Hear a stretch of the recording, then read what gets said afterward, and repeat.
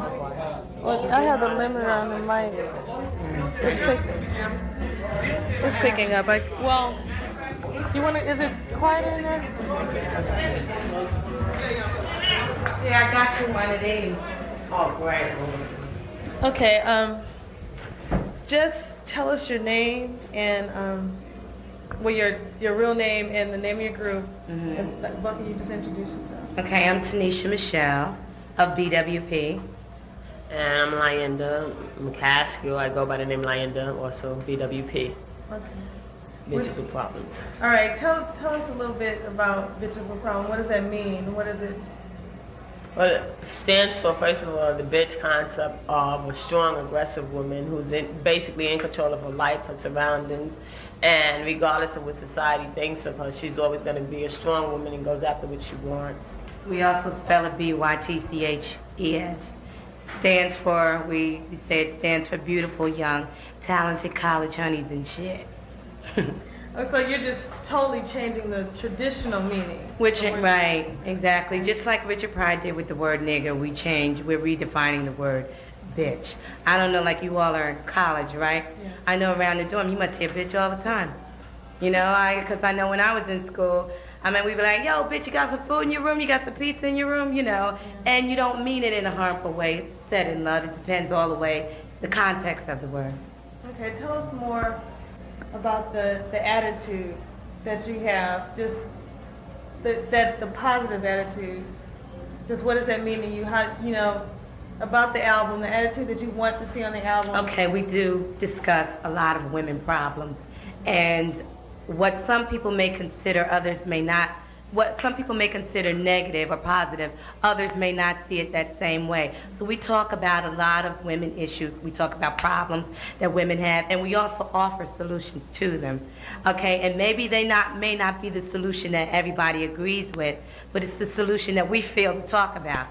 And yeah, like even also like other parts of society, different cultures and races, they may take the word bitch and we, like say, you know, like Joan Collins, for example, or Executive Women, they can be that strong type and be known and respected as a bitch.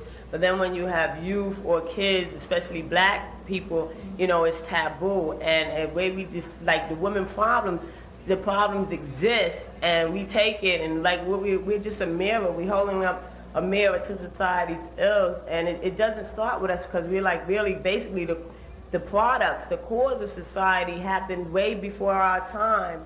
And in the music, we just bluntly state the problems, and people could take it and listen to it and say, well, hey, you know, that is a problem. Now let's go on from there and like basically come up with the solutions. And it starts from family. You know, the family is so torn apart that the kids and the kids' minds, I mean, people think it's so lightly in the black community. When families are separate, and it has an effect on people and kids and the troubles that we go through. And it's time to just unite. Rock and roll artists, like sometimes Judas Priest would never go against Motley Crue and say, oh, his lyrics are disgusting, let's ban it, get rid of it.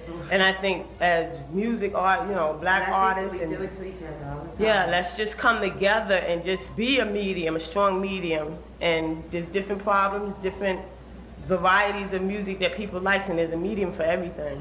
Also, I just wanted to add, like in our music, we are very blunt, we're to the point, we don't sugarcoat everything. The situations that we talk about, we feel that handling them and being strong and aggressive and being a bitch and standing up for it, that's the way you handle it, because all situations you cannot handle as an intelligent woman, I'm an intelligent black woman, and this is the way, you better respect me. Sometimes you gotta say, motherfucker, I done had enough, all right? I'm taking off my shoes and I will whoop your motherfucking ass right here. Sometimes problems make you, I know that's all going to get beeped out, but, you know, sometimes there are problems that arise and they make you become a bitch. And that's the only way they're going to be handled. And some people may disagree with it, but these particular problems that we're talking about, that's the way we choose to handle them. Okay, so do you handle this in this way in your personal life, or is this a stage persona? It's like it's a mix of the both? Yeah, because like our realities may be someone else's fantasies, and someone else's fantasies may very well be our realities. So, and it's all as a whole, it's just a realistic point of view. And, you know, like some women may, you know, just continue to bury it deep inside instead of expressing it. And as I express it like in raw, blunt, and I use a lot of profanity because where I come from, that brain, that's like almost priority in the speaking level. Now, as far as business, and I have to go out into a job market, you know, that's using another creative term where I have the ability to switch and become another part of society, and that's what we have to do to make it. I mean, that's just the way the system works. But then again, our culture exists, and this is how we view it and express it. Like I was going to say, and not to that, what she said, like, for example, I could walk down the street. There could be a bunch of guys in the corner. We all women experience it. You could look like a dog, or you could be the beauty queen, whatever. You could be any color. It's not limited to color, race, or anything. You walk by a bunch of guys, and they're going to say, hey, baby, yo, this and that. Going to say a whole lot of offensive remarks, and a lot of women are going to feel real comfortable. Now, depending on how far the situation goes, sometimes you might say, you know, young man, you really shouldn't talk to me that way. And they might say, fuck you, bitch, I'll whoop your ass, and this and that.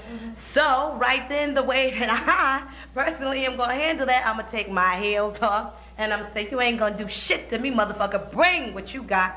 That's the way I'm going to handle it. Now, you may choose to do it different, but I'm a bitch. Definitely, and as women, like, as young kids, they like put down, black women, they put down so much. Maybe it comes from their parents, their mother, or then again, it's like so divided in the black community, like racism, like you're not light skinned, you don't have wavy hair, your eyes are too dark, you're too fat, you're this, you're that, your feet too big. Right. And we're made to feel down so much that now it's just accepted.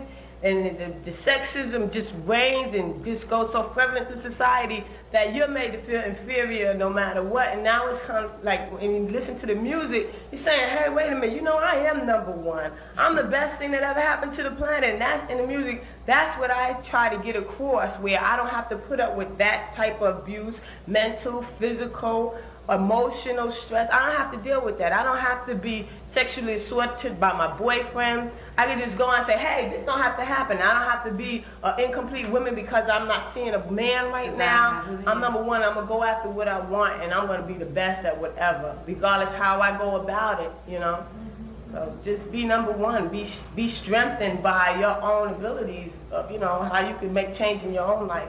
And a lot, like with our music, like sometimes there's situations that arise that women have where bitch music is just fitting to it. Like, for example, you find your boyfriend cheating on you, okay? I don't want to hear, hold on to your love at that time. At that time, my ego has been hurt, I'm angry, I'm mad at him, as well as the woman that he was with. So I want to hear, you know, bitch music. I want to hear something like F a Man, which is one of the records on our album.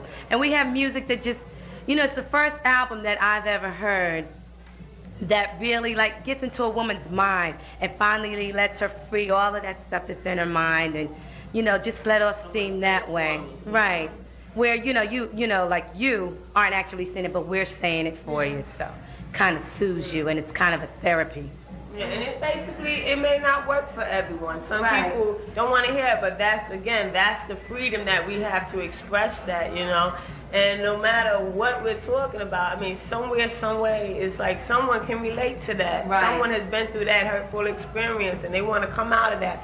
And like she said, they may not want to hear Hold On. And like in the album, we talk about a lot of men problems as well, and we talk about the negative side of it. Yeah. And that's the reason, because it's like, we hear so many things, the men is so good and this and that and love him and cook for him, you know, and all it does is feed your mind that this is the way you're supposed to be and accept all the BS.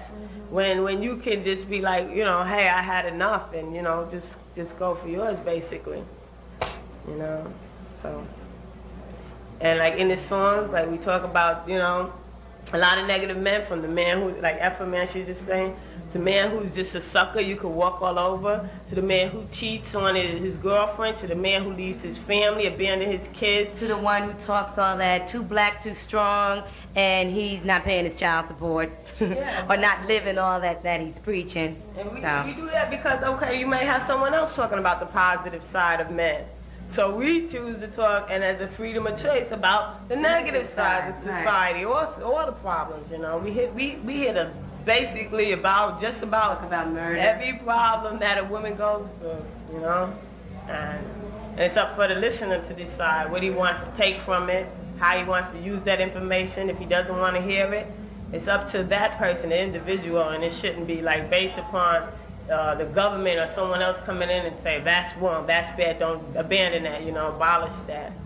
Because then otherwise we'll all be in what we should all just move the bus and have it one way, Right. one view. We have freedom of choice. If you have the right to listen to whatever you want to listen to. Thank you very much. Thank you. This should be a good interview. Did you?